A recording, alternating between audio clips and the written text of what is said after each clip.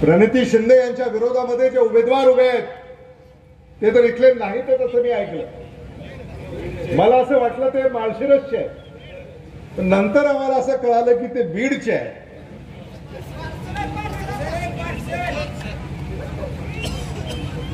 आणि म्हणून हे बीडचं पार्सल चुकून सोलापूरला आलेलं आहे.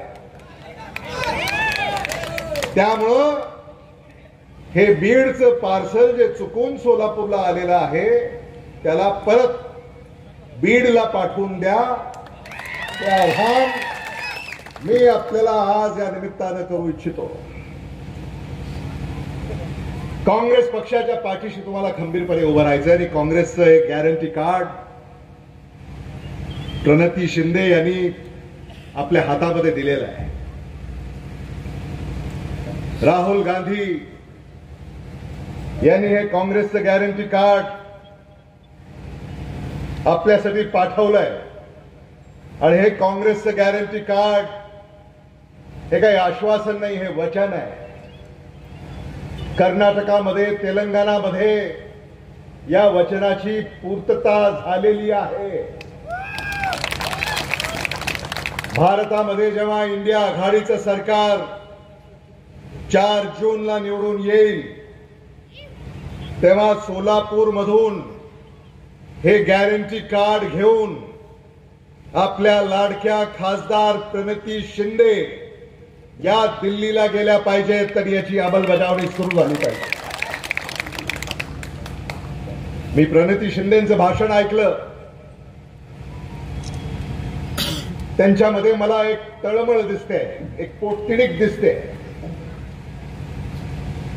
माझ्या सहकार्याने मला सांगितलं की या सोलापूर लोकसभा मतदारसंघामध्ये 450 गाव आहेत आणि सोलापूर शहर, आणि 450 गावांना काँग्रेसच्या उमेदवाराच्या प्रणिती शिंदे यांच्या भेटी या पूर्ण झालेल्या आहेत.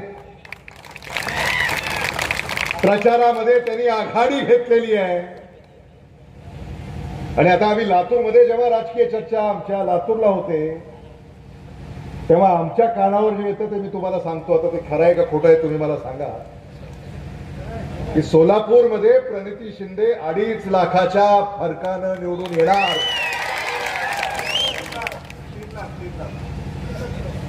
हा, मी कासेगावचे धरले नव्हते, त्यामुळं 3 लाखाच्या फरकानं प्रणिती शिंदे यांना आपल्याला निवडून द्यायचं आहे.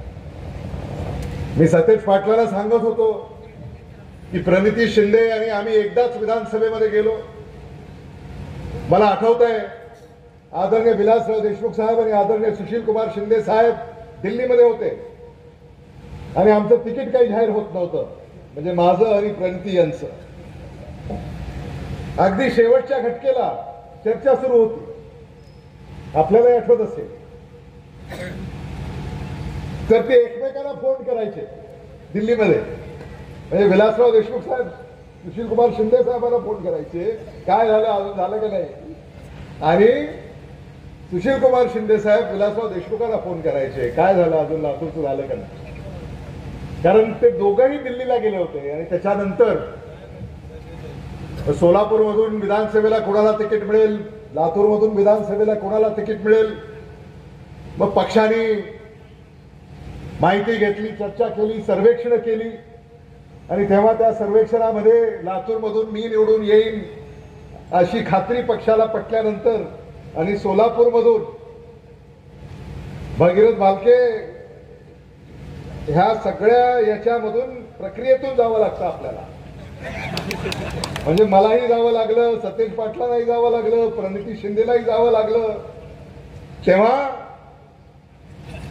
खात्री पटल्यानंतर मग पहाटे 2ला झी 24 तासवर बातमी आली, सोलापूरमधून प्रणिती शिंदे, लातूरमधून अमित देशमुख यांना तिकीट जाहीर झालं.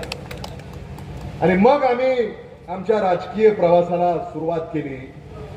आणि मी सतेज पाटलांना सांगत होतो की आता प्रणिती शिंदे आपल्या अगोदर दिल्लीला पोहोचतायत, आपण अजून इथेच आहोत, लातूर आणि कोल्हापूर.